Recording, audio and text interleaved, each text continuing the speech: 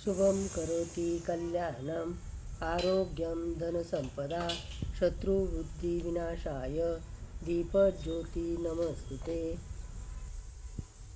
दिवा दिवा दीपस्कार कानी कुंडल मोतीहार दिव्याला पाहून नमस्कार।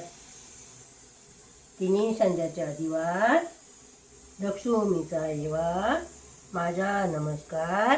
33 कोटी देवा सर्वांना सुखी ठेवा।